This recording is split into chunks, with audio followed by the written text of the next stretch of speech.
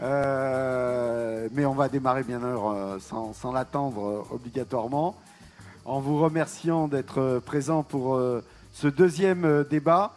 Le premier, ce matin, a été autour de l'Union européenne, l'Amérique latine, les traités de libre-échange, avec notamment Maxime Boucombe et Broglie Moreau, qui est resté.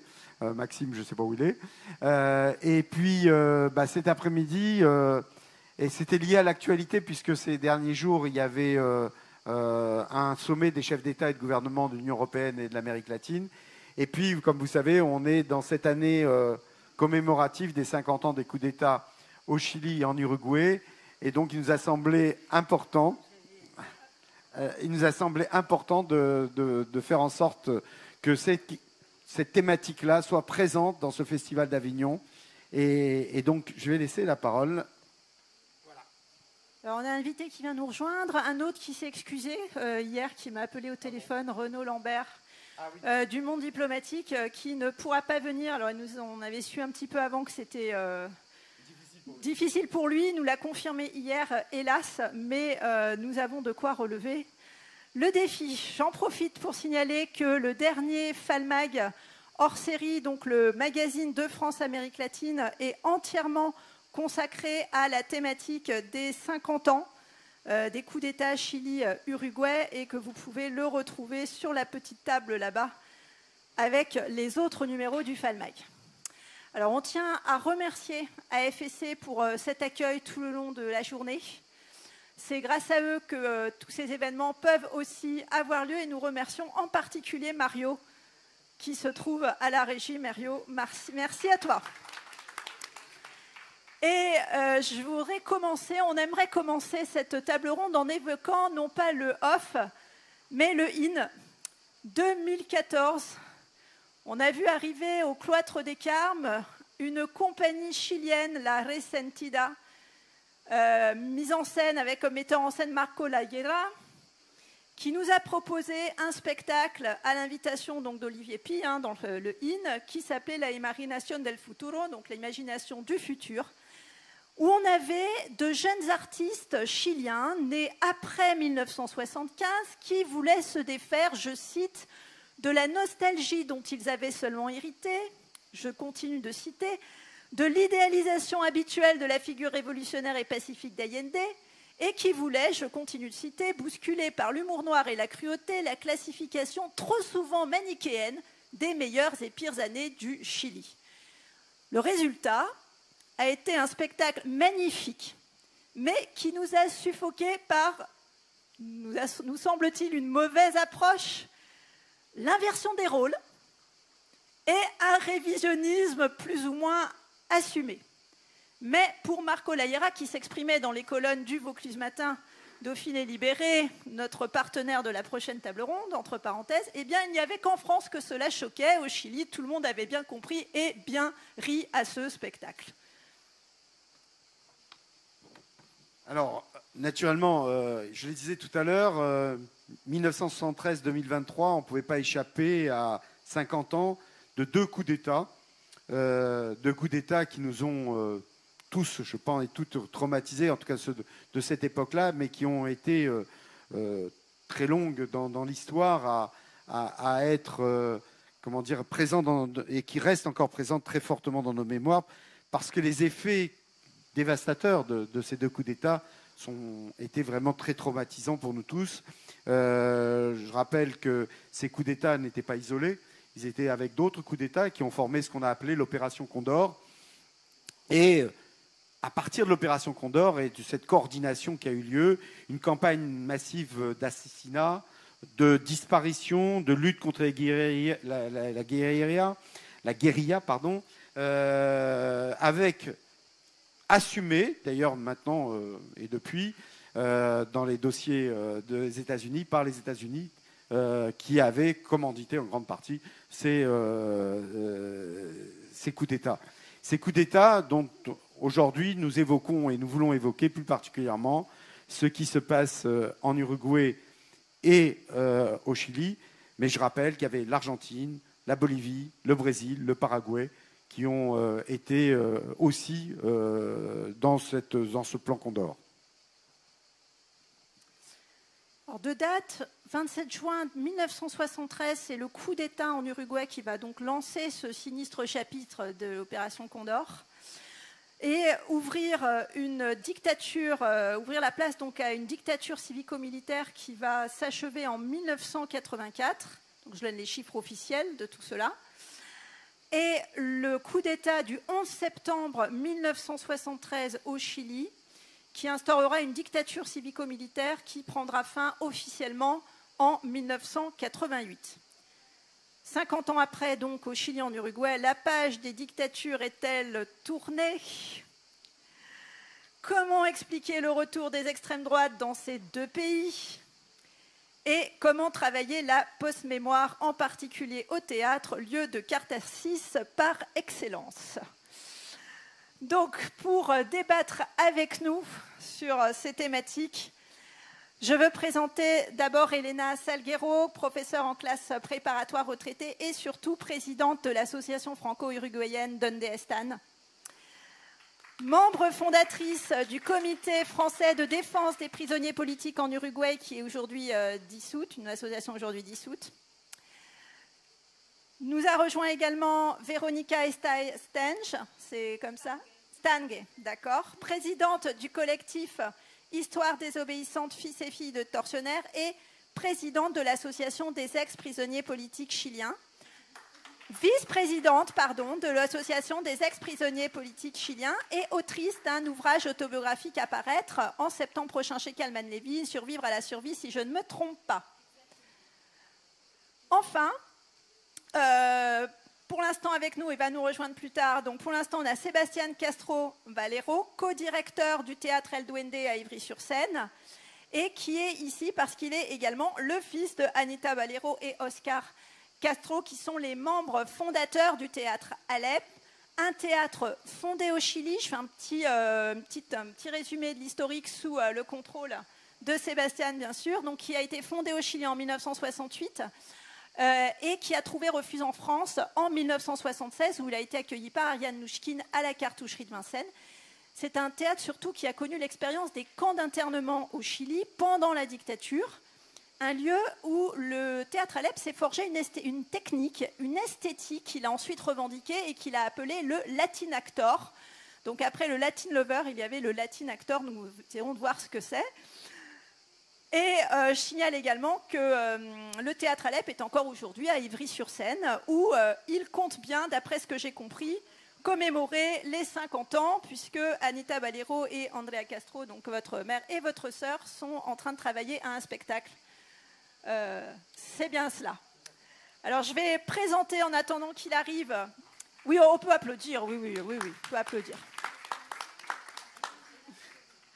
Et je vais présenter donc l'invité qui est en train de nous arriver. On a un taxi express qui va l'amener là juste devant la porte du village du Hof. C'est Stéphane Ben-Simon. Alors Stéphane Ben-Simon est metteur en scène du Théâtre de l'Hydre, de la compagnie Théâtre de l'Hydre, et il nous a créé un spectacle sur l'histoire de l'Uruguay des années 50 à nos jours. Ce spectacle, qui s'intitule Macabre Carnaval, a été créé à la Cartoucherie de Vincennes le 3 juin dernier, où il y a eu plusieurs représentations jusqu'au 14 juin. Et c'est un spectacle, en tout cas, qui, on l'espère, va peut-être venir au festival l'an prochain. En tout cas, nous l'espérons et nous l'y aiderons si c'est possible. Voilà, pour donc Stéphane Ben-Simon, compagnie Théâtre de l'Hydre, qui va pouvoir nous rejoindre. Peut-être je peux présenter également les animateurs, donc Fabien Cohen, secrétaire général de France-Amérique latine et envoyé spécial à Avignon pour le FALMAG. Et moi-même, donc Sonia Garcia-Tar, je suis membre du comité directeur de France-Amérique latine, correspondant de presse pour le Vaucluse Matin, et j'assure avec Fabien Cohen également la couverture du Festival d'Avignon pour le FALMAG. Et secrétaire de FAL Vaucluse. On ne va pas tout étaler ce que je fais parce qu'on n'est pas sorti. Oui, alors on va rentrer dans le débat. On va rentrer dans le débat avec Elena.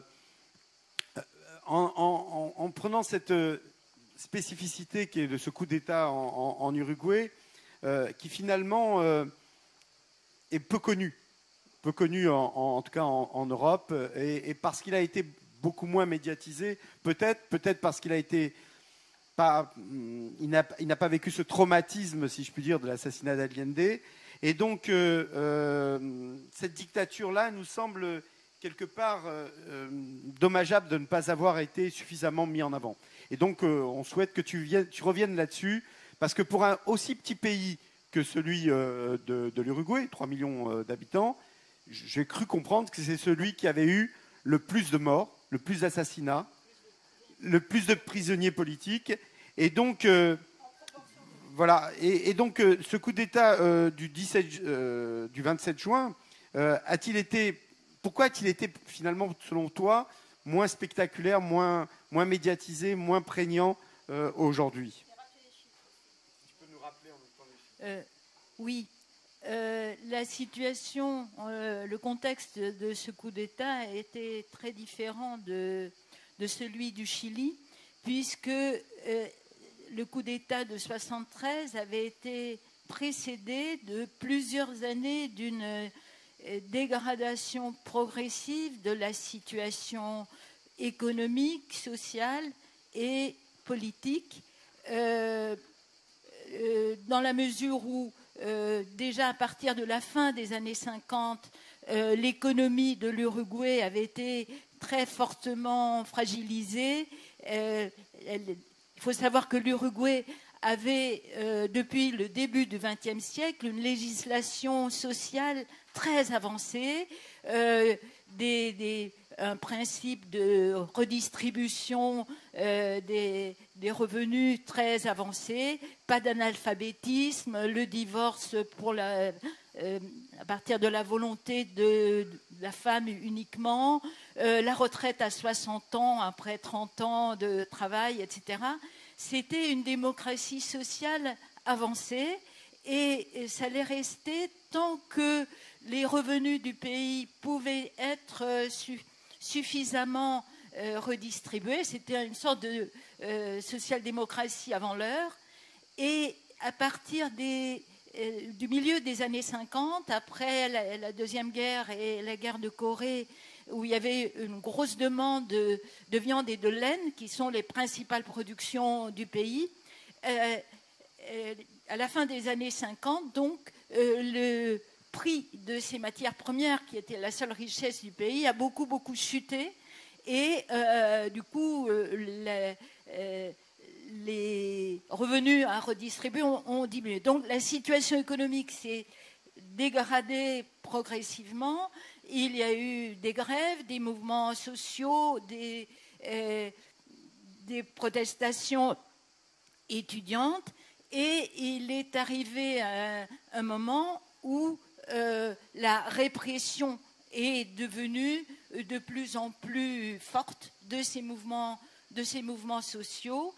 En 1967, il y a eu des élections qui ont donné la présidence donc à un président Castillo qui est mort tout de suite. Il a été remplacé par le vice-président Pacheco, qui était très conservateur. Et à partir de ce moment-là, s'est installé ce qu'on appelait là-bas le Pachecato, ou une dictature molle, c'est-à-dire que la répression est devenue de plus en plus forte. On était encore en démocratie, il y avait un parlement, il y avait un président élu, mais le gouvernement fonctionnait avec des mesures d'exception permanentes, avec une répression très forte. Et parallèlement, il y a un mouvement de guérilla urbaine qui a commencé en 62, mais qui est devenu très actif au milieu des années 60. C'était les Tupamaros. Et cette guérilla, disons, introduisait un élément supplémentaire d'espoir, et la répression également était dirigée contre cette guérilla. Donc, progressivement, la fin de ces années 60, il y a eu les premières disparitions forcées, il y a eu des répressions violentes avec des morts dans des manifestations étudiantes, et aux élections de 71, pour la première fois, les partis de gauche se sont unis en un front élargi qui donnait l'espoir qu'il pourrait y avoir un changement, comme au Chili justement. Mais ce front élargi a eu 18% des voix. Sont les deux partis dits traditionnels, dont un était un peu plus conservateur que l'autre, mais qui ont eu la majorité. Et le président qui s'est trouvé élu et qui appartenait au même parti que le précédent, le président Bordaberry, donc, s'est retrouvé élu. Et la première chose qu'il a faite, très rapidement, c'est confier la répression, enfin déclarer l'état de guerre en avril 1972. Et à partir de là, la répression des mouvements syndicaux, des Tupamaros qui ont été pratiquement décimés très rapidement pendant cette année 72 et très très très violemment. Donc, s'est instauré cet état de guerre et finalement, quand on arrive en 73, ce n'est qu'un cran supplémentaire de l'emprise des militaires qui, déjà en février 1973, ils avaient fait des mouvements comme quoi, pour une prise de pouvoir plus importante, un mouvement qui avait été plus ou moins neutralisé par le président.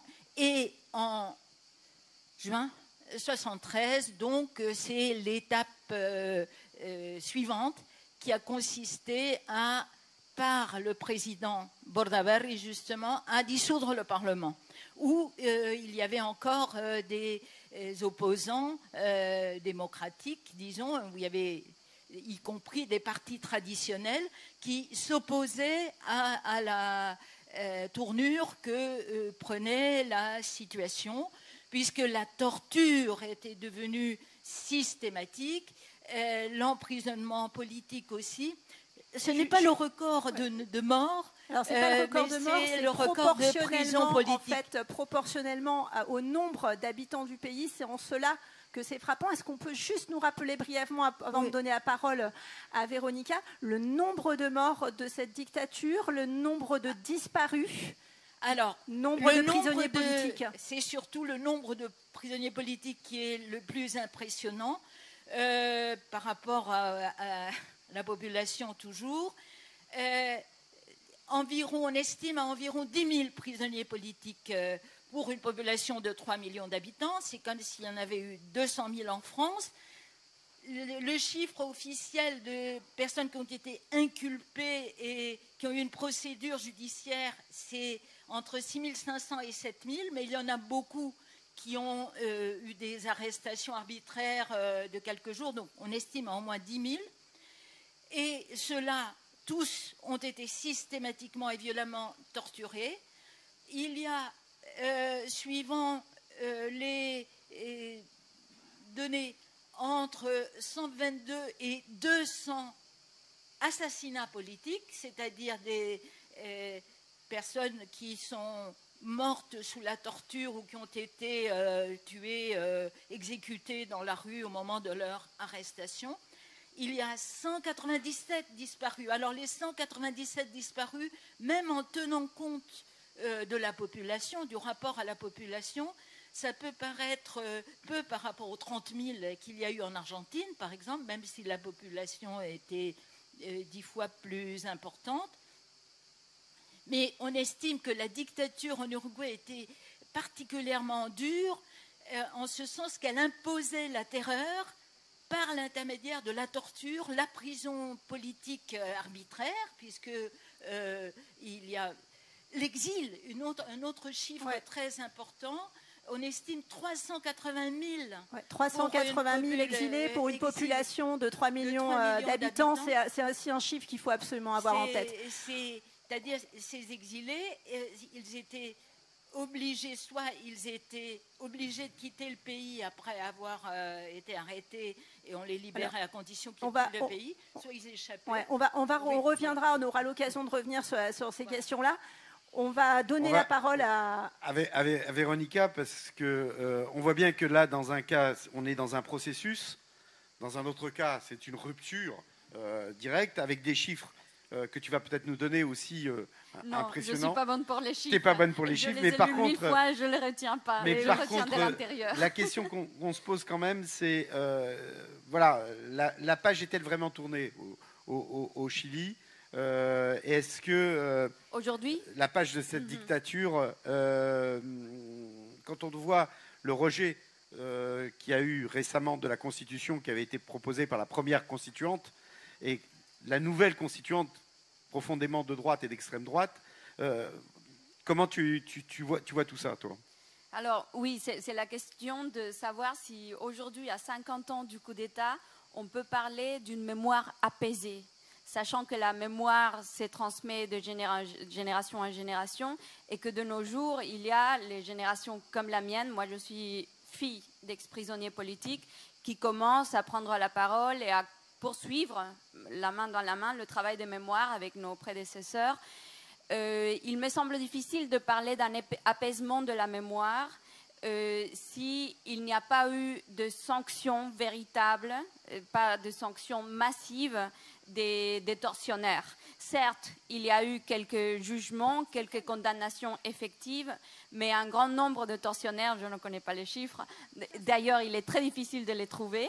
Les statistiques, je les ai cherchées tout à l'heure pour pouvoir le dire, je n'ai pas trouvé. Il y a un grand nombre de tortionnaires qui sont toujours en liberté, qui vivent dans l'impunité et encore qui ont des postes de pouvoir, donc des hommes politiques de la dictature de Pinochet, qui peuvent dire dans n'importe quel média des atrocités concernant la mémoire, c'est-à-dire nier les crimes contre l'humanité, défendre le pinochétisme. Donc ça, c'est un facteur important qui empêche le développement d'une mémoire apaisée. Un autre élément, c'est aussi la répression au Chili, on a eu une preuve lors de la révolte sociale. Les méthodes appliquées, elles étaient aussi violentes, peut-être une ampleur moins importante, mais aussi violente que celles employées pendant la dictature. Donc c'est la persistance de ces méthodes qui empêche l'apaisement de la mémoire. Il y a le problème avec les Mapuches qui sont aussi réprimés par la force. Donc, peuple autochtone du Chili. Peuple autochtone du Chili, les Mapuches, qui ont des revendications ancestrales et on les réprime avec toujours les mêmes méthodes. Et enfin, je dirais qu'un facteur qui empêche l'apaisement de la mémoire en dépit des 50 ans qui se sont écoulés, c'est le caractère structurel de l'héritage dictatorial. C'est-à-dire qu'il y a tout un système, non seulement la Constitution qui n'a pas pu être changée justement, il y a eu tout un débat là-dessus, il y avait une nouvelle Constitution qui a été proposée et le peuple l'a rejetée. Grand mystère, parce que c'était une Constitution vraiment très juste qui impliquait une grande avancée, mais la droite a fait une publicité très importante et diffamation de cette Constitution.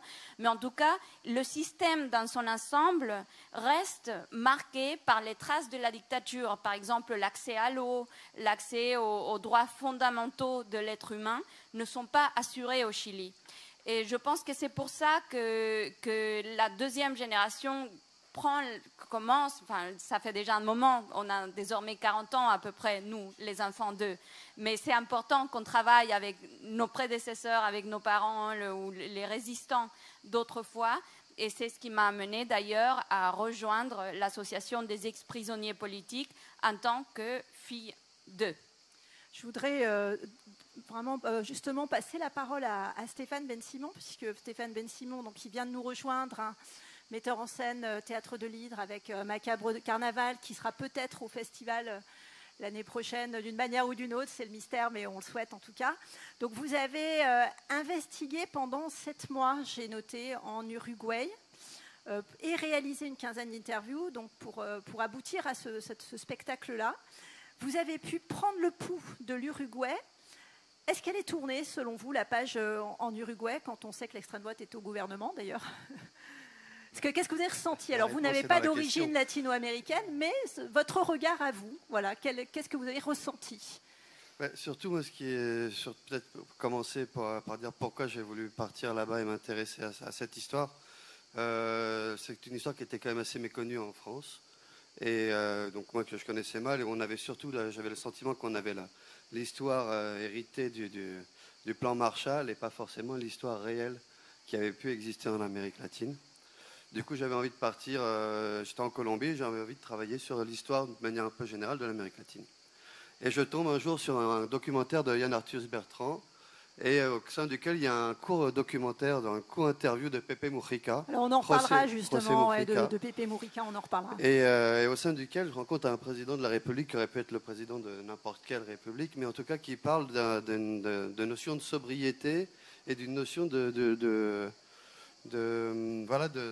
temps de travail, d'un rapport à l'argent, d'un rapport à l'amour, à la contemplation, un certain nombre de choses qui me touchent dans cette histoire. Et c'est à partir de là que je pars en Uruguay pour l'interviewer et interviewer une quinzaine de personnes. Et une fois là-bas, je m'intéresse, je rencontre des gens et je me dis que c'est plus Pepe Mujica qui m'intéresse, mais la richesse et la beauté des personnes qui ont lutté, qui ont vécu toutes ces années en Amérique latine, et notamment en Uruguay, à Montevideo et dans l'intérieur du pays. Et c'est là que je m'intéresse plutôt à cette jeunesse qui a un jour osé croire en tant de choses, qui a payé le prix fort aussi de ces rêves-là. Et je m'intéressais dans ce spectacle-là, à quelle place les utopies du XXe siècle qui ont créé une telle effervescence en Amérique latine, quelle place elles pouvaient avoir aujourd'hui. Et comment un jeune homme ou une jeune femme dans le monde d'aujourd'hui, qu'il soit en Uruguay, au Chili ou en France, puisse avoir envie de s'engager, de bâtir le monde tel qu'il a envie qu'il soit ou qu'elle a envie qu'il soit.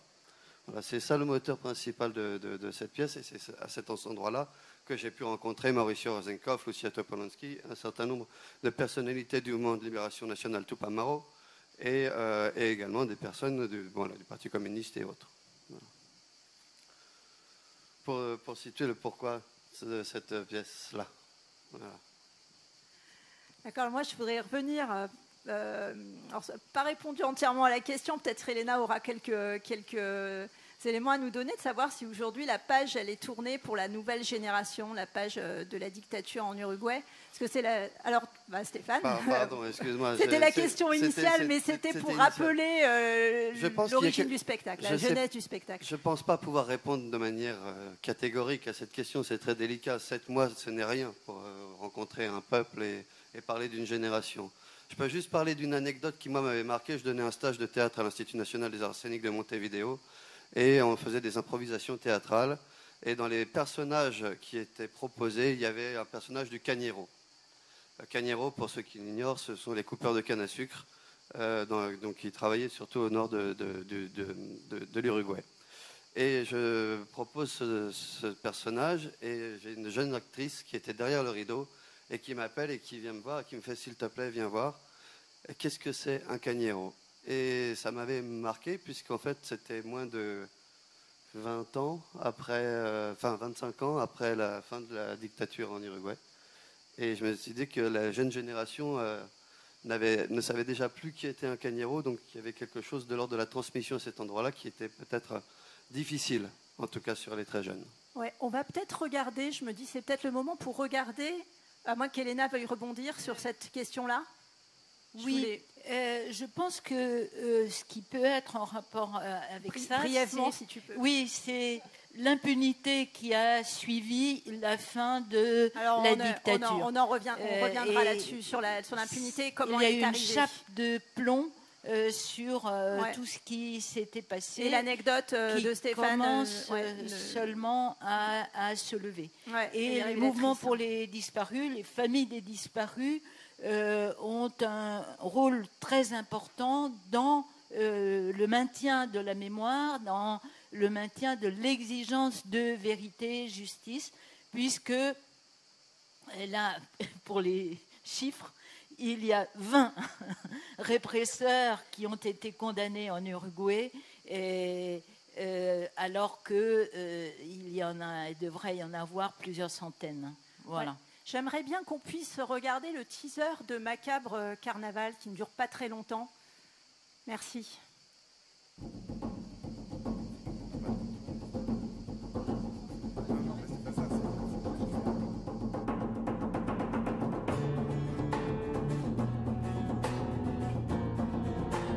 Nous sommes los cañeros de Bella Unión, les coupeurs de canne à sucre du Nord.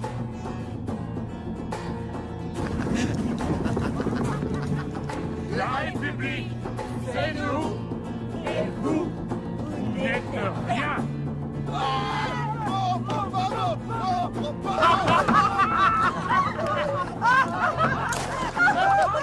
C'est la guerre!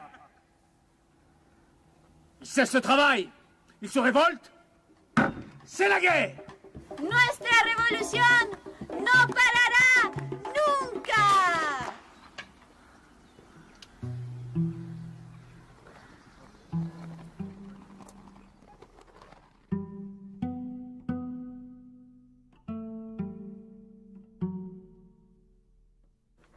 Je sais, comme dans les films. J'appelle tous ceux-là dont on dit qu'ils ne sont rien. Debout les riens. El pueblo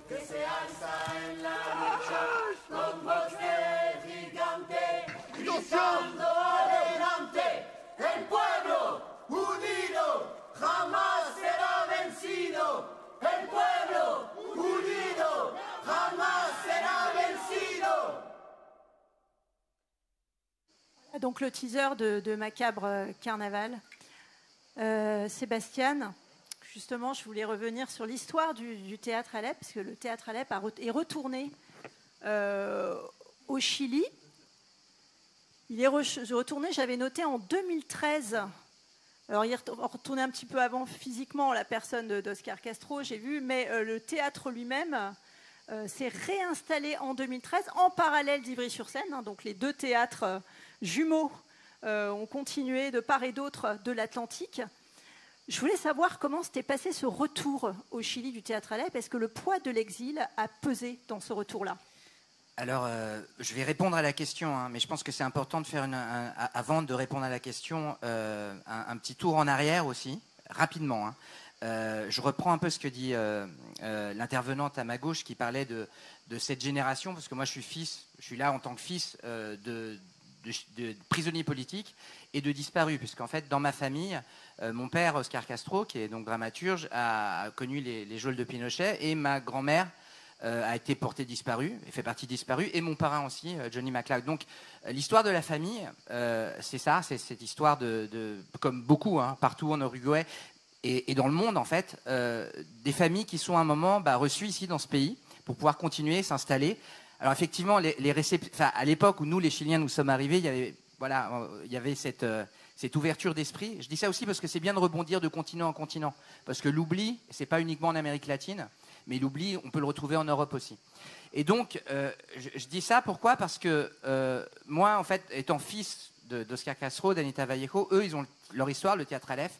Moi, j'ai mon histoire qui est le théâtre El Duende. On a deux théâtres différents dans la même ville, à Ivry-sur-Seine. Eux, mon père a continué, il est décédé il y a 2 ans maintenant, a continué à travailler autour de cette question. Et moi, en tant que, je dirais, fils d'eux, j'ai essayé de m'en échapper d'une certaine manière, parce que j'avais aussi envie de raconter d'autres histoires, mais en même temps avec cette responsabilité-là qui était importante. Donc, pour revenir à répondre à ta question par rapport au retour et se réinstaller en fait dans le pays de ses racines, il faut savoir que l'État chilien a dédommagé mon papa d'à peu près 250 000 € pour l'histoire qu'il avait vécue. Et il s'est posé cette question de savoir ce qu'il allait faire avec cet argent qui lui tombait. Parce qu'en fait, la question aussi de la victimisation, c'est intéressant. Parce que ça aussi, c'est aussi autre chose. Est-ce qu'on est victime ou pas victime ? Pourquoi il lui faisait du théâtre aussi, justement ? C'est pour s'enlever cette étiquette de victime. Parce que même si on a souffert dans notre chair de cette histoire-là, on doit se relever et combattre, donc être dans un acte de résistance. Et de cet argent, il s'est dit, je vais construire un théâtre au Chili. Et il a reconstruit l'Aleph là-bas. Donc à la base, si vous voulez, il y a aussi un acte de résilience à travers ça. Il a appelé la salle de théâtre, donc c'est le théâtre Aleph, mais la salle principale s'appelle la salle Julieta, du nom de ma grand-mère. Parce que pour lui, il se disait, ce qui est important, c'est pas tant maintenant mon histoire ou notre histoire, c'est dans les générations à venir, les mômes du quartier, parce qu'il l'a installé dans un quartier populaire, ils vont se dire, bah, ah, il y a un théâtre là-bas, il y a l'histoire de cette dame-là, et puis à un moment, on va commencer à regarder l'histoire. Et je trouve assez émouvant de se dire que finalement, on se retrouve, quand moi je me balade à Paris, par exemple, on voit une plaque, on dit, telle personne a été fusillée là, etc., etc., de se dire que finalement, on porte cette histoire-là, et qu'il est important de continuer à la faire vivre. Je pense que la commémoration des 50 ans, c'est génial, mais c'est pas le passé. C'est pas le passé, c'est le présent, en fait, qu'on revendique, et c'est là-dessus qu'il faut échanger. Et c'est là-dessus qu'il faut reconstruire. Donc, on n'est pas parti, mais on est resté ici. Lui est parti maintenant vers la Pachamama, comme il dit, ailleurs. Moi, je fais d'autres spectacles, mais il y a cette idée de militance à l'intérieur, toujours. C'est-à-dire que de toute façon, l'acte de résistance est politique, l'acte créatif est politique, qu'on soit chilien, français, uruguayen, français qui va en Uruguay pour créer aussi quelque chose et faire quoi finalement un acte de résistance qu'on va partager. Donc voilà, je suis parti un petit peu loin, mais je pense que c'était, pour moi c'est plus important de l'expliquer de cette manière-là pour pas arriver un peu comme un cheveu sur la soupe, tout simplement. Tout à fait. Donc Oscar Castro, effectivement, je ne l'ai pas dit, mais qui est décédé des suites du Covid en 2021, c'est ça, voilà. Tout à fait. Alors on peut peut-être voir, j'ai Mario qui a disparu. Ah mince, zut. C'est pas grave, il va réapparaître.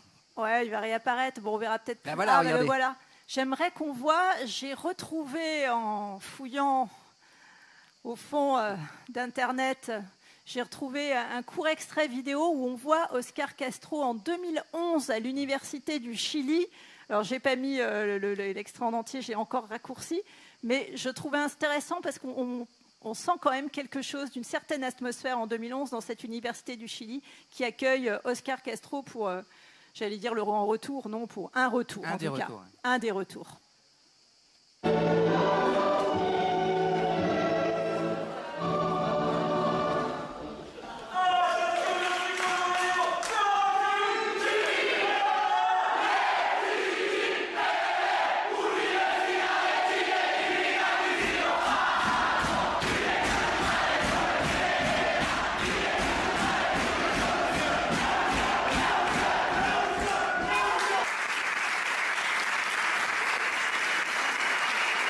¿Vas a ir a hacer una casa magistral? ¿Cómo va a ser? Yo le dije, va a ser más que magistral. Aquí va a ser más famoso o menos famoso, o va a salir en los diarios o no salir en los diarios. Además, en los diarios no sale nunca nada que nos interese. Si ustedes compran un diario hoy día, no hay nada de interesante que ustedes hacen que sale en el diario.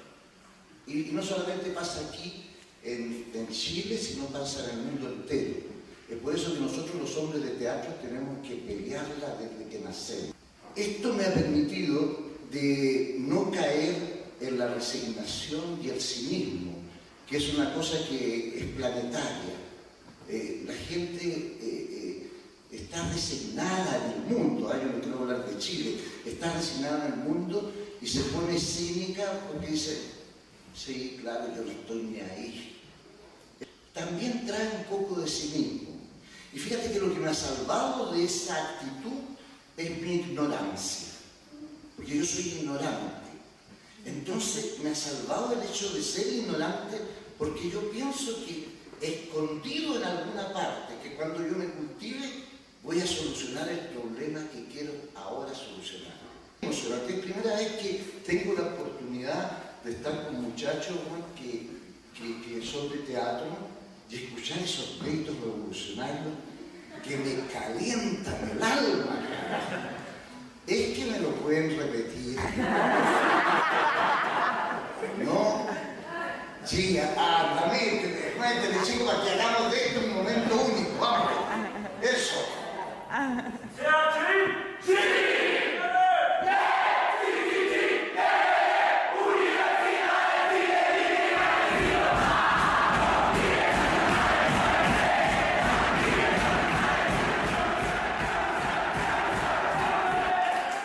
Ça, c'était pour mettre l'ambiance qu'il n'y a pas ici, là, au village du Hof, mais vous pouvez le faire aussi. Ça fait toujours, ça réchauffe l'âme, comme disait notre ami Oscar. Alors, je voudrais rebondir sur ces paroles qu'il prononce, que je trouve intéressantes. Il dit « Cela m'a permis de me sauver du cynisme et de la résignation ». Alors, cynisme, irrévérence, voire irrespect, c'est ce que revendiquait justement la compagnie La Resentida en 2014. Véronica Estaille, je vous retourne la question. Expliquez-nous le concept de post-mémoire, concept qui vous est cher, et en quoi il permet d'expliquer ce genre d'attitude précisément dans une certaine jeunesse. Oui, alors la post-mémoire à laquelle j'ai consacré quelques années de recherche et qui me concerne directement, c'est la transmission des traumatismes collectifs de la génération qui les a effectivement vécus aux générations suivantes. Alors le terme de post est toujours un peu suspect, comme postmodernisme, etc. Il y a d'autres termes qui ont été proposés, la diaspora des cendres, la mémoire trouée, mais celui qui a le plus pris, c'est post-mémoire. Donc la post-mémoire, c'est cette transmission à travers les générations d'un traumatisme collectif. Et c'est un peu le cas justement de Sébastien et de moi-même. C'est comment la mémoire à travers les générations non seulement se prolonge, mais se transforme.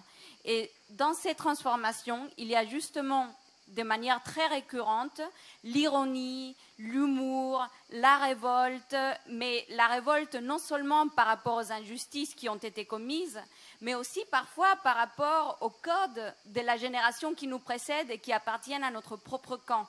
C'est ainsi peut-être que je lis l'exemple, l'œuvre dont tu as parlé tout à l'heure. Je ne sais pas jusqu'où elle transgresse les cadres éthiques, parce que bien sûr, il faut qu'il y ait des limites.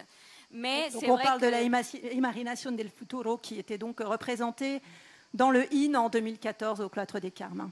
La post-mémoire est souvent pas politiquement correcte. On rigole de ce dont on ne devrait pas rigoler.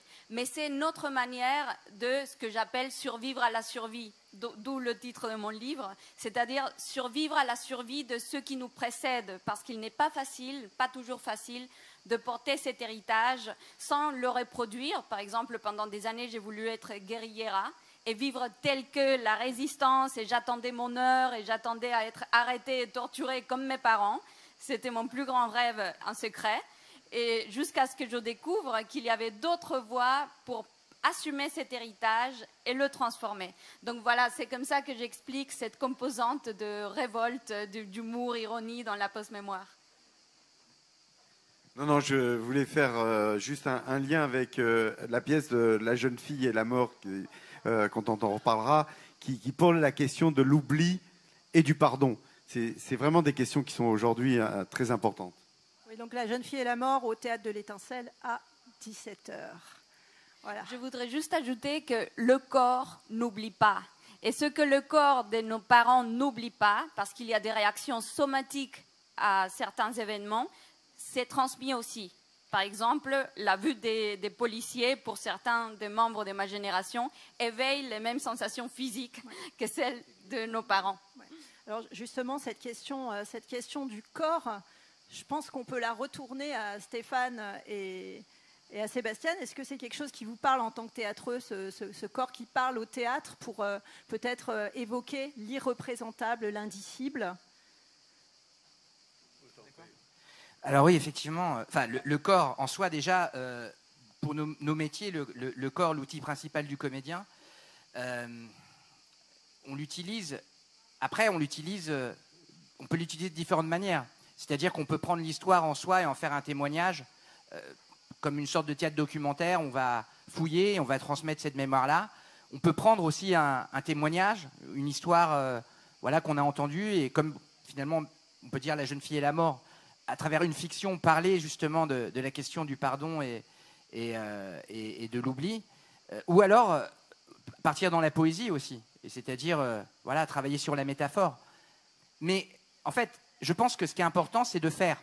C'est-à-dire, quand on parlait de résilience et justement de combat contre le cynisme, mon père, dans ses tournées en camp de concentration, parce que c'est comme ça qu'il me racontait l'histoire quand j'étais petit, quand il m'a dit qu'il était en camp de concentration, donc dans mon imaginaire de môme qui étudie à l'école de la République, pour moi, camp de concentration, je suis tout de suite dans les camps de concentration nazis, où... Voilà, donc c'est cet imaginaire-là. Là, lui m'amène ailleurs et il m'a fait rire avec ses histoires. Il me disait qu'il jouait une pièce de théâtre toutes les semaines parce qu'il écrivait une pièce de théâtre toutes les semaines. Ma mère, qu'elle allait le voir, qui était enceinte et prenait les papiers, parce qu'en fait, il lui passait des papiers des pièces en secret et il les mettait dans ma sœur elle était enceinte de ma sœur. Elle les mettait dans sa culotte pour pas se faire fouiller. Mais en fait, en même temps, ma mère me raconte ça, mais je trouve que c'est un risque complètement dément en fait de le prendre. Et lui, il faisait ça parce qu'il disait que ça lui permettait de survivre finalement et de pas être porté disparu. Parce que ma grand-mère était portée disparue, il était en camp de concentration, et le fait que lui joue toutes les semaines, les soldats disaient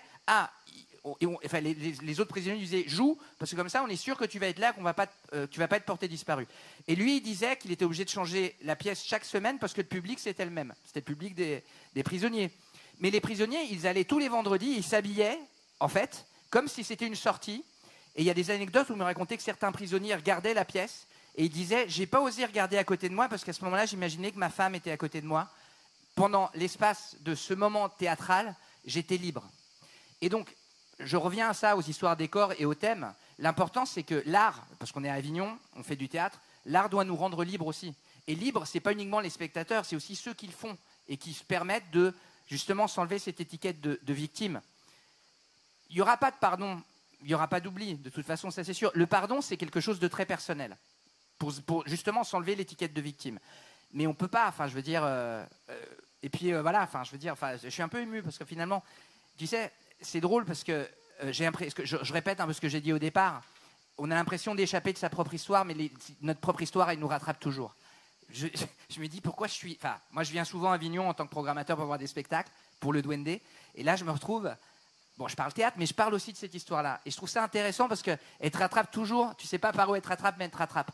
Et donc, c'est important qu'on soit ce passage de relais aussi à travers nos pièces de théâtre ou ce qu'on programme, et puis à ces moments d'échange. Oui, pour aller dans ton sens, moi je pense qu'effectivement la fiction est peut-être un des meilleurs moyens au niveau du théâtre, et en passant par le corps, mais en passant par tous les outils du théâtre. Moi je ne crois pas qu'il n'y ait que le corps, je pense qu'il y a dans Macabre Carnaval, on passe par le cirque, la danse, le chant. C'est des médiums pour faire passer les choses, mais je crois que la fiction, c'est le meilleur moyen de garder la mémoire. Parce que c'est ce qui permet d'aller à l'essentiel, de ne pas se perdre dans les mille et un détails d'une vie personnelle qu'on sera de toute façon incapable de représenter. Nous, on ne prétend pas représenter la vie de Lucia Topolansky, Pepe Mujica, Mauricio Rezenkov. C'est impossible. Par contre, de rappeler et de re-raconter le pourquoi cette histoire, de pourquoi ils sont entrés dans cette lutte, dans cette résistance, face à quelle oppression, et qu'avec les jeunes miroirs qu'on peut quand même, mine de rien, voir encore aujourd'hui dans le monde, et dans plein de pays d'Amérique latine, mais pas qu'en Amérique latine. Je pense que c'est cette mémoire-là aussi qui fait honneur et qui est rendre hommage et qui est aussi, c'est cette mémoire-là en tout cas que moi j'avais envie de conserver. Ça passe par le corps parce que la lutte passe par le corps. Ça passe après je voudrais parler plus loin. Je te rends la parole. On va donner la parole à Elena, parce qu'en fait, j'aimerais qu'on évoque justement, puisqu'on parle d'irreprésentable, de traumatisme, etc., j'aimerais qu'on évoque aussi la manière de représenter, de parler des disparus au théâtre, et j'aimerais qu'on puisse regarder rapidement, avant de donner la parole à Elena, peut-être sur cette thématique, expliquer aussi Donde Están, ce que ça signifie et dans quelles conditions l'association s'est créée, qu'on regarde rapidement le teaser de Resiliencia, qui est donc un spectacle qui a été créé par la compagnie lyonnaise, la compagnie Del Plata, et dont la metteur en scène, si je ne me trompe pas, Émilie Gomez est dans la salle. Si on peut regarder rapidement de Resiliencia, qui évoque les disparus dans les dictatures. Argentine, Uruguay sont largement évoqués notamment. Es un desaparecido. No tiene entidad. No está. Ni muerto ni vivo. Está desaparecido.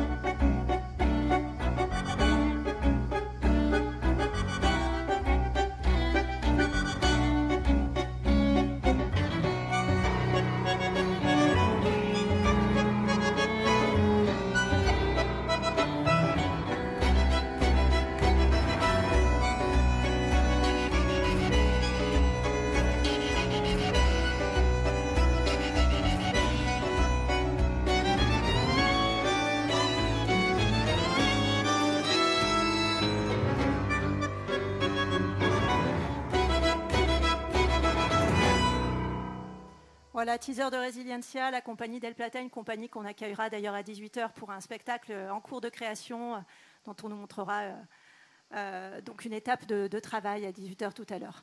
Voilà. Elena Salguero, moi je retiens ce début de teaser de Resiliencia qui est très frappant. On entend donc là Jorge Rafael Videla, 1976, on est en Argentine, un dictateur d'Argentine, mais on entend un début d'un discours tout à fait sinistre avec une politique clairement assumée des avantages de la disparition. Donc voilà, expliquez-nous le nom de votre association pour ceux qui ne comprennent peut-être pas ce que signifie Donde Están. Pourquoi, après avoir dissous notamment donc, cette association de défense des droits des prisonniers politiques en Uruguay, il y a cette nouvelle association qui s'intitule Donde Están. Dans quel contexte s'est créée votre association? Quelles sont ses missions aujourd'hui? Oui, Donde Están, ça veut dire où sont-ils? C'est la question que se posent les familles des victimes de disparition forcée. La disparition forcée, c'est quand il y a des policiers ou des militaires ou éventuellement en civil qui arrêtent une personne chez lui ou dans la rue, ils l'emmènent et on n'en entend plus jamais parler. C'est-à-dire que les forces de répression n'admettent pas l'avoir détenu et prétendent ne pas savoir où est devenue cette personne, ne pas savoir où elle est. Donc c'est un crime contre l'humanité qui est très souvent utilisé par les régimes totalitaires, donc 30 000 en Argentine, 3 000 au Chili, 197 en Uruguay.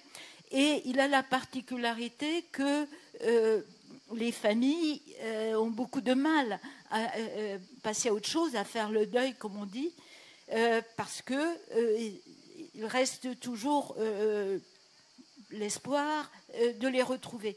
Alors, à la fin de la dictature en Uruguay, il y a eu, comme je le disais, une loi d'impunité qui a empêché toute procédure judiciaire pour les responsables des disparitions forcées en Uruguay. Et cette loi d'impunité n'a pas pu être abrogée. Et à partir de 1996, enfin le 20 mai 1996, à Montevideo, il y a eu une première marche du silence organisée par les familles des disparus uruguayens. Et cette marche du silence était particulièrement massive, particulièrement impressionnante. En silence, les seules banderoles étaient la consigne « Où sont-ils ?» et les portraits de ces disparus. Et depuis tous les ans, le 20 mai, il y a à Montevideo cette marche du silence. Encore cette année, entre 100 et 200 000 personnes, on ne sait pas, mais dans une ville de 1,5 million, c'est quelque chose d'extrêmement important. Et justement, parler de la mémoire, c'est ce genre de manifestation. Il y a une mise en scène minimum qui est ce silence absolu, qui est ces pancartes, qui est cette unique banderole et qui entretient l'exigence « Où sont-ils ?» Vérité, justice, mémoire. Les collectifs uruguayens qui défendent cette recherche ont cette unique revendication.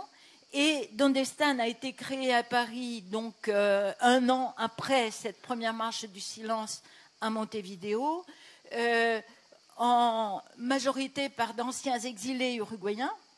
Et donc le comité de défense des prisonniers politiques s'était dissous parce qu'il n'y avait plus de prisonniers politiques à partir de 1985, puisqu'il y a eu une amnistie, mais il y avait toujours cette impunité. Et depuis 25 ans, donc, à Paris comme en Uruguay, on essaye de maintenir cette exigence de mémoire, et c'est d'autant plus important. C'est l'autre chose qui me paraît importante à savoir. Actuellement, en Uruguay, il y a un régime de droite dans lequel l'extrême droite fait partie de la coalition au gouvernement. Il y a des ministres d'extrême droite, et ce parti d'extrême droite est formé en particulier par les anciens militaires impunis, et ils revendiquent de façon systématique l'impunité, le maintien de l'impunité, surtout pas de poursuite, surtout pas de justice. Ils prétendent que les quelques répresseurs qui ont pu être poursuivis sont des prisonniers politiques, c'est-à-dire ils revendiquent. Et il y a aussi une volonté, un négationnisme de tout ce qui s'est passé, une volonté de réécrire l'histoire, y compris dans les programmes scolaires et universitaires, qui ont été revus de façon à barrer un certain nombre de sujets. Et je pense que la société civile en Uruguay et ailleurs, justement les collectifs qui travaillent dans ce but hors de l'Uruguay ont le même objectif, a quand même suffisamment de force pour empêcher que tout ça soit oublié, mais c'est un effort permanent qu'il faut impérativement. Et donc le théâtre et d'autres arts, la peinture, en particulier la littérature, ont un rôle important dans le maintien de la mémoire. Voilà. Ben justement, dans cette mémoire et cette réalité qui vient se confronter, dans Macabre Carnaval, vous avez été impressionné par la personnalité politique de Pepe Mujica, qui en même temps, qui est dans ce genre de contradiction. Comment vous l'avez vécu, cette personnalité donc, de Pepe Mujica? C'est pour ça que je dis, c'est négocié en prison là-bas. Ouais, ça, c'est des choses que j'ai découvert après coup, si vous voulez. C'est des choses quand on commence à s'intéresser à une histoire, quelle qu'elle soit, on tire un fil et puis ensuite on apprend les choses. Moi, ce qui m'avait intéressé, c'était... je partais sur cette question-là, en fait, mais qui pour moi fait partie de la mémoire. C'est comment un jeune homme ou une jeune femme, aujourd'hui, peut croire en l'humain et peut avoir envie de se battre pour construire le monde qu'il rêve. Un monde meilleur, un monde plus juste.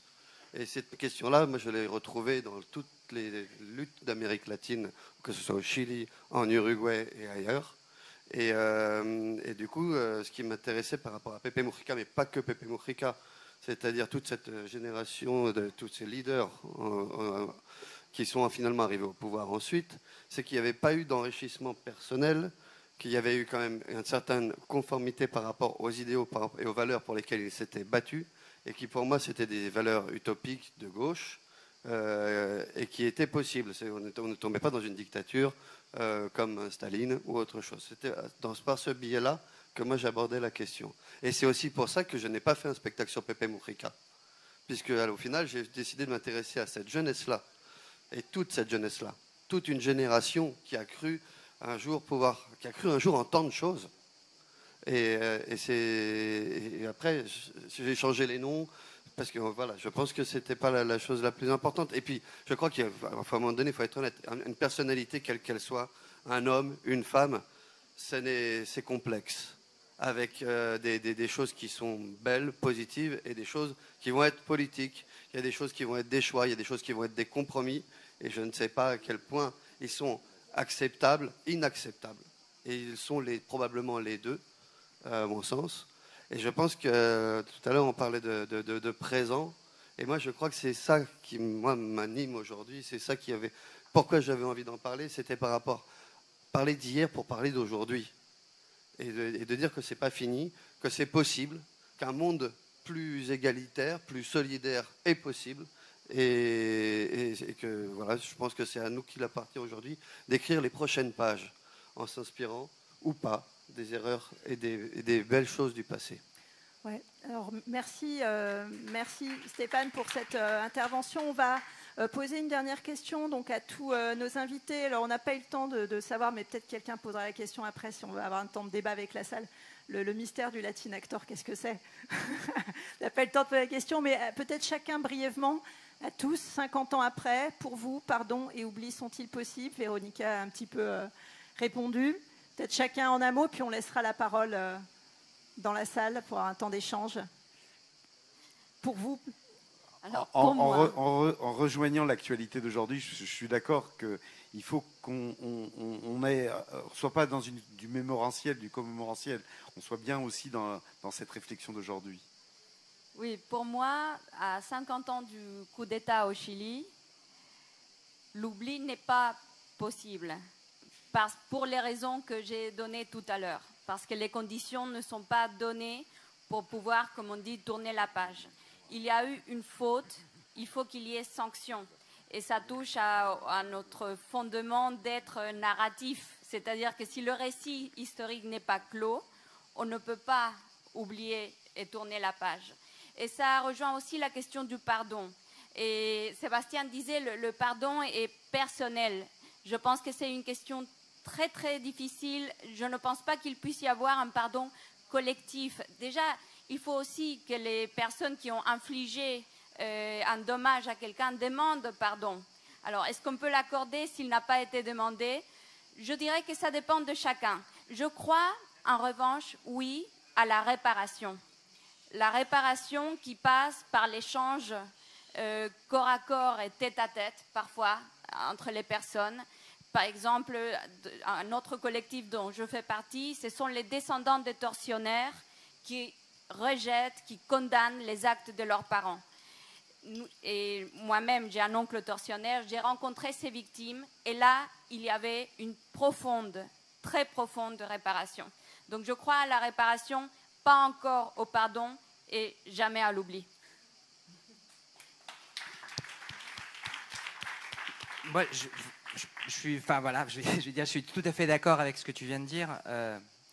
Après, moi, je pense que effectivement, la problématique, et on peut la retourner ici avec la guerre d'Algérie, parce que dans les pays dans lesquels on vit, il y a toujours ce questionnement-là à partir du moment où il y a des gens d'un même pays qui essayent d'imposer finalement une vérité. Parce que la bataille culturelle au Chili, elle est encore d'actualité. C'est pas normal que l'extrême droite elle ait autant d'avance. Enfin, je parle de maintenant, on est en 2023. C'est pas logique avec ce qui s'est passé. C'est pas logique avec le travail de mémoire qu'il y a eu là-bas aussi. Il y a pas eu, il y a un combat, il y a des choses, des choses qui ont été menées. Donc, je pense qu'il y a cette bataille culturelle. Elle est d'actualité, mais je pense que j'aimerais m'extraire aussi du Chili, et elle est d'actualité partout. Quand on parle de Pétain, maintenant, ou de la figure de Pétain ici en France, c'est aussi une question de bataille culturelle. Donc en fait, je pense qu'il faut, on est sur les 50 ans, on est dans ce moment précis, je pense qu'il faut voir l'Amérique latine aussi comme un miroir de notre propre histoire et entre les continents. Et que, voilà, et qu'on avance. Je pense qu'on avance, hein. Je ne sais pas défaitiste ce que je dis, mais c'est juste que cette lutte-là, de toute façon, elle est éternelle et j'aimerais bien qu'à un moment, ce système néolibéral qui est en fait le laboratoire de ce qui s'est passé au Chili, parce que concrètement, moi j'ai de la famille là-bas, la Sécu ça n'existe pas, tu payes pour la santé, tu payes pour l'école, tu payes pour tout, hein, clairement. Et je leur dis mais je ne comprends pas en fait pourquoi vous acceptez ça. Et ils l'acceptent en fait, parce qu'ils ont peur en fait de dire bah non en fait là ça marche comme ça. Donc là je pense que là on parle de la bataille idéologique, ça a à voir aussi avec le coup d'État.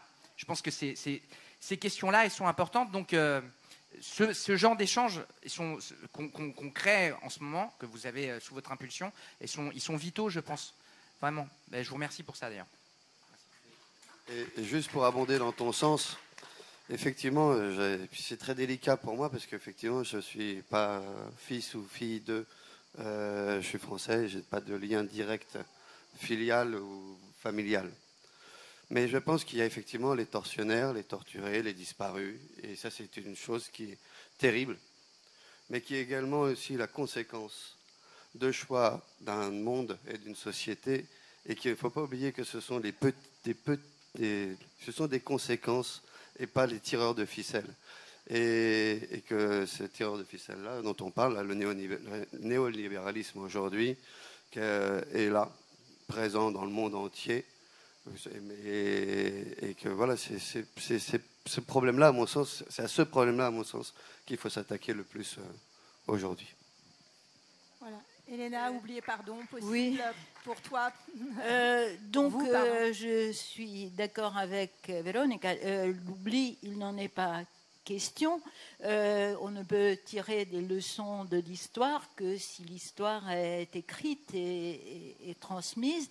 Le pardon, ce qui est très frappant dans le cas des répresseurs impunis en Uruguay, c'est qu'ils ne manifestent pas l'ombre d'un regret. Non seulement ils ne demandent pas pardon, mais ils disent si c'était à refaire, on le referait. Donc le pardon n'a pas de sens dans ce cas-là. C'est vrai que ça peut être individuel, chacun peut dire bon, c'est un pauvre vieux, il est malade, on ne va pas trop l'embêter, etc. Mais on n'a pas besoin de le pardonner, tant pis. Et il y a une notion qui est très importante dans cette affaire, c'est la non-répétition. Nunc amas.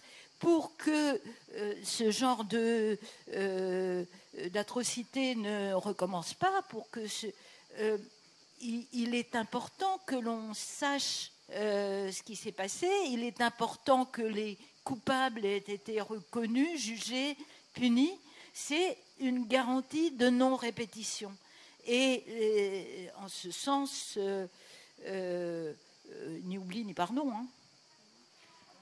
Alors voilà, merci à nos invités qui vont pouvoir répondre à vos questions, puisqu'il nous reste encore un petit moment. Voilà, ce serait bien que ce soit vous maintenant qui puissiez avoir aussi votre droit à la parole. Vas-y, Jean-José.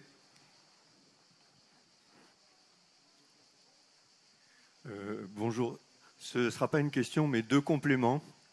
D'une part, paraît aujourd'hui en librairie un livre intitulé « Des femmes contre Pinochet » d'un étudiant français, Samuel Laurent-Xu.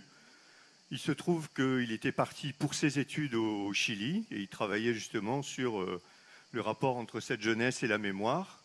Et un jour, quelqu'un lui a apporté des cahiers qui dormaient dans un tiroir depuis 30 ans et qui étaient des cahiers qui ont été écrits par une religieuse française qui travaillait dans des poblaciones de Santiago. Et lorsque, après le début de sa dictature, la dictature, quand c'est devenu trop dur, son ordre a quitté le pays et est parti en Argentine.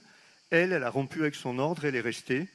Donc, elle a tenu ses cahiers au jour le jour sur ce qu'on faisait pour survivre à cette horreur. Samuel a déjà fait un petit court-métrage documentaire et là, on a la totalité du livre. Bon, c'est une coïncidence, il paraît aujourd'hui. Deuxième chose, je le dis, je suis de France-Amérique latine, Marseille, et aussi d'une association qui s'appelle Provence Mémoire Monde Ouvrier. On a lancé dans la Marseillaise un appel à témoignages sur les souvenirs qu'ont aujourd'hui les gens qui étaient intéressés ou qui étaient militants à l'époque, parce que le coup d'État, en particulier le coup d'État au Chili, a eu une très profonde résonance en France à tous égards. Je ne développe pas. Juste un exemple, moi ma fille est née 5 jours après le coup d'État et pendant des mois j'ai fait un cauchemar où j'étais dans un camp de concentration avec le bébé dans les bras et il n'y avait rien à bouffer. Je pense que ça fait partie des choses qui ont fait que depuis un demi-siècle je suis resté militant. Bon, et donc il y a toutes sortes d'échos et on prend tous les témoignages. J'ai déjà des gens qui ont dit oui mais je peux te raconter ça mais c'est pas intéressant, je vais pas l'écrire. On prend tout, on verra ce qu'on en fait. Voilà, merci. C'était une annonce et pas une question.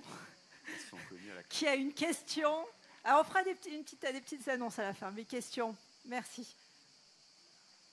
Merci. Bon, c'est à moitié une question, à moitié... Désolé, on va être beaucoup, mais en fait, on brainstorm aussi, c'est ça qui est intéressant. Moi, ce qui m'intéresse, parce qu'on a beaucoup parlé de la mémoire, on a beaucoup parlé du passé, on essaye de tirer vers le présent, mais moi, ce qui m'intéresse, c'est le présent et le futur. Et pour moi, le présent et le futur, c'est un peu ce qui se passe par la singularité de l'art théâtral quand on parle de la mise en récit des événements traumatiques, la mise en commun, en fait, de ces histoires. parce que ça dépasse en fait cette mémoire. La mémoire, c'est un côté un peu familial. Oui, j'ai la mémoire de ma grand-mère, la mémoire de mon grand-père, mais ça nous singularise en fait. Ça rend anecdotique des faits qui ont été systématiques, des violences d'État, des violences politiques. Et moi, ce qui m'intéresse dans l'art théâtral, c'est comment justement on fait commun. Là, le fameux MeToo, hein, mais il n'y a pas de raison. C'est le faire ensemble, le dire de moi aussi. Et quand je vais voir un récit qui est intime, qui est personnel, quand je vais le voir au théâtre, il sort de cette sphère intime et il devient mien. Moi non plus, j'ai pas de lien avec le Chili directement. J'ai travaillé avec une artiste franco-chilienne sur ces questions-là. Et moi, c'est posé à moi la question de l'Algérie. Voilà, c'était ce qui se rapprochait le plus. Et en fait, en réfléchissant, on s'est dit, bah oui, c'est une histoire qui ne donne pas son nom. Et comment on fait pour que l'histoire ait un nom ? Eh ben, on en parle, on met en récit, on met en commun. Et en fait, à mon sens, le rôle du théâtre, c'est de dire, on va faire ensemble, on va vivre ensemble cette réception de l'histoire qui nous est portée, et on va sortir du truc de se dire non mais ça concerne que moi, ou ah non mais c'est une exception, non ça c'est ce qu'ils veulent nous faire croire en fait, c'est pas du tout une exception.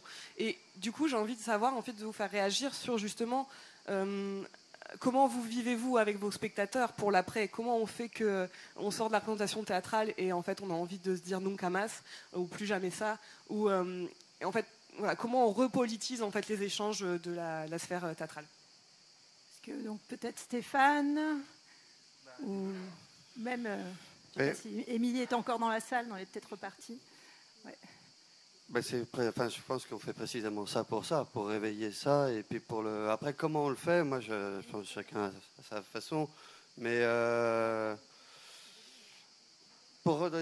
c'est une épopée, c'est l'histoire d'un peuple, donc c'est immense, et en même temps pour la rendre possible, touchable, sensible, il faut lui redonner un corps et une âme qu'on puisse s'attacher à des personnages, que ce ne soit pas le 20h où il y a eu tant de personnes qui sont décédées. Ce ne sont pas des chiffres, c'est Carlo, c'est Lucia, c'est telle personne qu'on a pu voir rêver, qu'on a pu voir jeune, qu'on a pu voir enthousiaste à l'idée de faire des choses avec les autres, et qui va petit à petit, face à la répression qui est de plus en plus grande, face aux militaires dans la rue, face aux droits, à la perte des droits, face à l'état de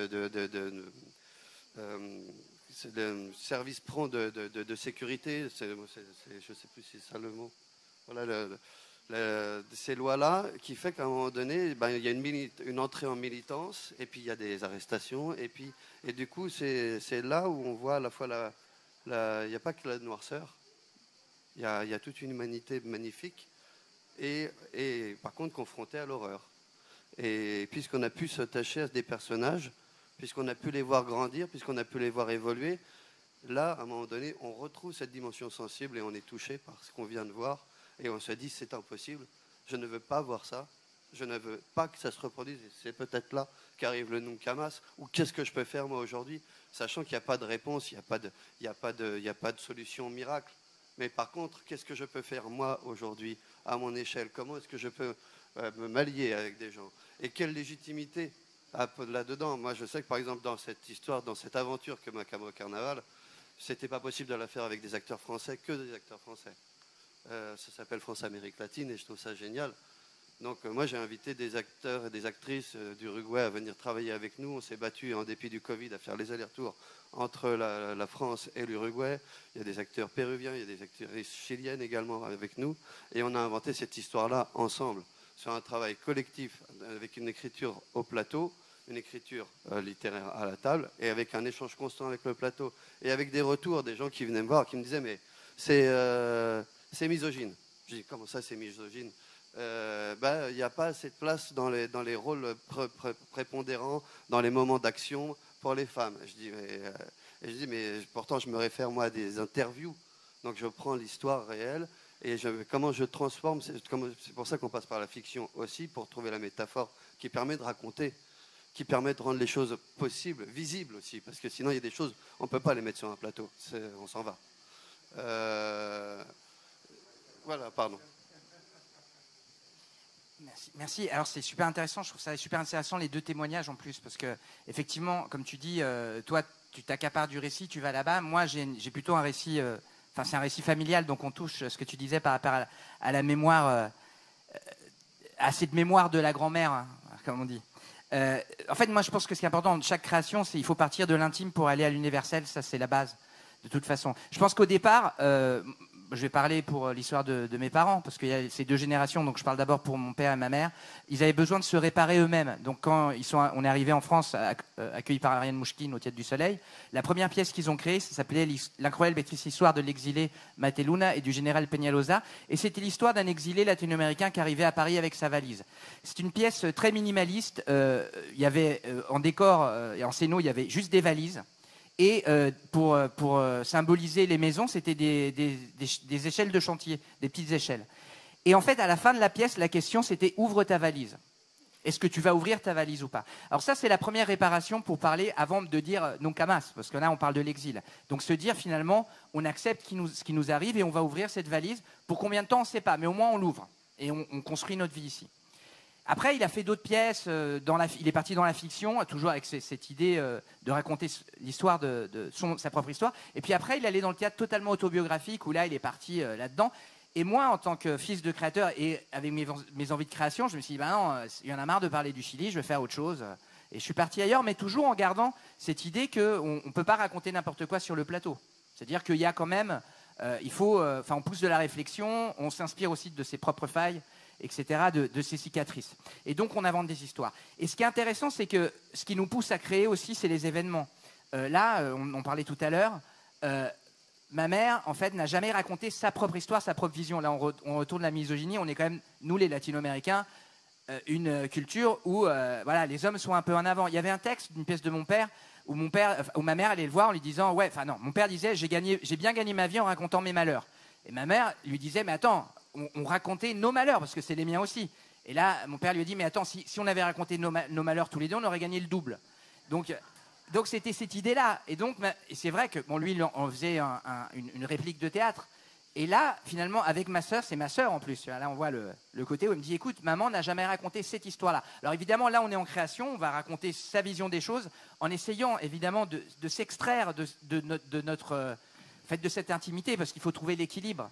Il ne faut pas oublier que quand on raconte ses propres histoires sur le plateau, surtout ces histoires aussi fortes, il faut trouver un canevas assez fort pour que la fiction aussi nous permette de faire passer la pilule. Donc sinon, c'est trop difficile. Tu parles donc du spectacle qui est en train d'être monté, qui est a en un création, titre peut-être qui n'a pas de titre pour l'instant. Donc un spectacle sans titre en cours de création. En cours de création, et ça qui sera donc pour le mois d'octobre. Prévu pour le mois d'octobre. Au Duende, au Théâtre El Duende. Au Théâtre El Duende, donc c'est une création du Théâtre Aleph qui sera au Duende. Du Duende. Du Duende, parce qu'en fait, Aleph continue à exister. Et oui, donc je pose la question. Aussi. Donc en fait, c'est une famille avec deux théâtres, c'est comme les restos chinois. Qui sont dans la même ville. Voilà, c'est ça. Mais mon père disait, puis il y a un resto chinois, monsieur. Tu vois, c'est la même chose. Tu vois, c'est parce qu'il y a Porte de Choisy pour ceux qui connaissent voilà, le donc 13e. un travail en cours de création sur la mémoire. C'est ça. Du côté de la maman. On a encore une dizaine de minutes. S'il y avait une ou deux autres interventions. Est-ce qu'il y a des questions? Moi, j'en ai une, sinon, si personne n'a, mais...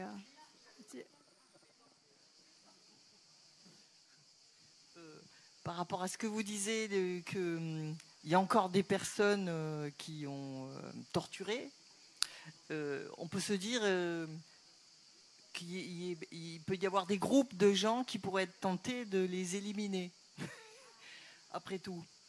Et alors, est-ce que, je ne sais pas par rapport à ça, quoi. Eh bien, ça a été le cas, évidemment. Le Front patriotique Manuel Rodríguez, le Frente Patriótico Manuel Rodríguez, était une sorte de mouvement armé issu de la gauche. Et ils ont, exterminé 2 ou 3 personnes, 2 ou 3 tortionnaires qui étaient en liberté et qui vivaient dans l'impunité. Alors bon, moi, mon avis, c'est que ce n'est pas... Après, c'est vrai que beaucoup de gens de gauche ont regretté qu'on ait tué au moins 2 d'entre eux parce qu'ils avaient beaucoup d'informations sur les corps des disparus, sur des informations très importantes. Donc je dirais que ce n'est pas la méthode, mais ça existe. Et de nos jours, je ne crois pas, non. Et au Chili, je pense que le manque de conscience politique a tellement infiltré la société depuis la dictature qu'il n'y a plus ce type de mouvement. Mais il y a la FUNA. La FUNA, c'est une sorte de dénonciation publique dans le lieu où chaque tortionnaire réside des dizaines ou centaines de personnes se rassemblent et crient à haute voix par haut-parleur les crimes qu'ils ont commis. Donc c'est une sorte de justice du peuple. Il ne faut pas toucher la personne. Donc ce n'est ni légal ni illégal, c'est plutôt allégal. Je suis plutôt pour ce type de mouvement. Les Érénies chez les Grecs, qui venaient crier les crimes. D'autres interventions? Oui, moi je voudrais poser une question qui est peut-être un peu difficile, c'est sur le Nunca Más. On sait qu'aujourd'hui, on voit bien dans la presse tout ce qui se passe à l'est de l'Europe. Et il y a une chose qui m'apparaît une leçon de tous ces crimes, c'est qu'il y a des enregistrements, un témoignage quasiment au jour le jour de tous les massacres. Il y a la médecine légale qui est là pour opérer tous les drames qui sont faits. Et il me semble que la mémoire se fabrique en direct là. Et je pense que c'est aussi une leçon de ces drames historiques qui ont eu lieu. Et on voit qu'il y a des enregistrements. Et je pense que la mémoire, là, elle est en direct. Voilà. Et je voudrais vous poser, qu'est-ce que vous pensez de... Voilà. Je ne sais pas qui peut répondre à la question, mais en tout cas, c'est sûr que s'il y avait les réseaux sociaux, s'il y avait eu les réseaux sociaux dans les années 73, je pense que la situation, en tout cas, nous aurait donné plus de mémoire qu'il n'en est aujourd'hui. Mais comment? Mais je crois que ce que je voudrais dire, moi, à ce stade-là, puisqu'on est à quelques minutes de la fin, simplement la chose suivante, c'est que on a évoqué ce matin avec Maxime Combes et Braulio Moreau dans le débat sur la question de la montée des extrêmes droites. Je crois que ça, c'est une vraie problématique qui nous est posée à cette occasion du 50e anniversaire. Comment on peut expliquer aujourd'hui cette remontée de l'extrême droite? Tu as essayé de l'évoquer à travers ton intervention tout à l'heure. Il y a ce qu'on a vu à travers le vote sur la constituante et la nouvelle constituante, le vote sur la constitution, pardon, et la nouvelle constituante.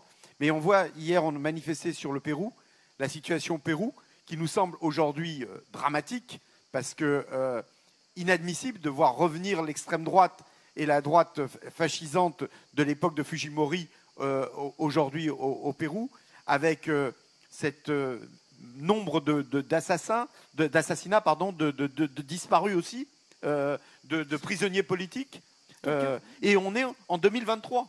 On est en 2023 et on n'est pas seulement au Chili, tu l'as dit tout à l'heure, c'est aussi Meloni en Italie, c'est aussi Orban en Hongrie, c'est tout ce qu'on voit sur les migrations de ceux qui meurent aujourd'hui dans la Méditerranée pour pouvoir... Je crois qu'on a besoin aussi de se poser ces questions-là. On ne peut pas se poser les questions uniquement sur les points d'entrée qui ont été en termes de dictature, et on a vu tout à l'heure, on en a parlé, pas les seuls, puisqu'il y a eu le plan Condor, il y a eu aussi la Bolivie, le Paraguay, le Brésil, etc. C'est comment aujourd'hui on se pose les questions collectivement de cette montée de l'extrême droite. Et je le dis ça, y compris en termes vauclusiens et dans la région du PACA. Je crois qu'on a vraiment besoin de se poser ces questions-là et que le théâtre a besoin aussi de poser ces questions-là. Je crois qu'on a besoin que le théâtre nous aide à développer cette problématique-là. Pourquoi et comment on en est là et comment on peut effectivement en sortir collectivement et individuellement. Voilà un problème fort. Alors je pense qu'on l'abordera peut-être avec la troisième partie de notre journée, mais je te laisse, Sonia. Oui, on va devoir, j'allais dire, rendre l'antenne. Non, on ne rend pas l'antenne. On la garde, l'antenne. Non, mais pas pouvoir, parce qu'on a une demi-heure de pause et le technicien la mérite aussi, cette pause-là.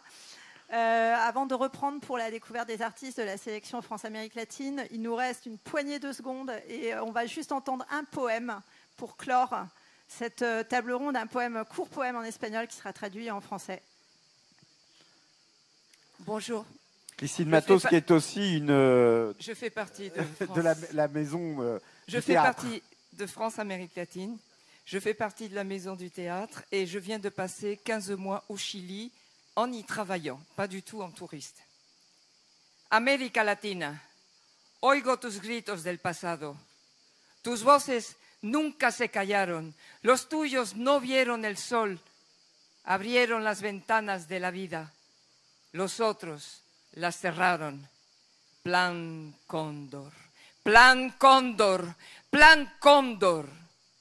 Voló sobre tus hijos, Chile, Argentina, Paraguay, Brasil, Uruguay, Bolivia. Dejó caer una red sobre sus cabezas. Garras, alambres, púas, ataron las ideas, rompieron tus sueños. C'est un tout petit extrait. Ah, mais j'ai dit que j'allais le traduire, mais peut-être la traduction ne sera pas très bonne. Amérique latine, j'entends tes cris, ceux du passé. Tes voix ne se sont jamais tues. Les tiens n'ont pas vu le soleil. Ils ont ouvert les fenêtres de la vie. Les autres les ont fermées. Plan Condor, plan Condor, plan Condor. A volé sur tes enfants, Chile, Argentina, Paraguay, Brasil, Uruguay, Bolivia, a laissé tomber un filet sur leur tête. Griffes, je suis émue. Griffes, fils de fer barbelé, ont attaché tes idées, ont rompu tes rêves. Donc, comme je disais, c'est un extrait d'une pièce que j'ai eu la chance et la joie de monter il y a quelques mois avec des Chiliens au sud du Chili, qui s'appelle Gritos, et dans une ville en plus particulièrement de gauche, on l'aurait souhaité, mais particulièrement contre la gauche. À partir du moment où j'ai débarqué là-bas, on m'appelait la Roja. Et c'était... Je peux dire que malheureusement, l'ambiance Pinochet existe encore parce que je l'ai vécu personnellement. Voilà. Merci. Merci bien. Donc nos Falmag hors série spéciale 50 ans que vous retrouverez donc sur la table là-bas, ainsi qu'une pétition, je le rappelle, à signer pour la libération de 305 jeunes activistes colombiens qui croupissent dans les geôles de Colombie depuis 2 ans pour avoir manifesté et qui n'ont toujours pas eu de procès. Merci à vous. À Mario. Merci aussi à nos intervenants et intervenantes. Hein. Merci à vous d'avoir fait le déplacement pour cette journée.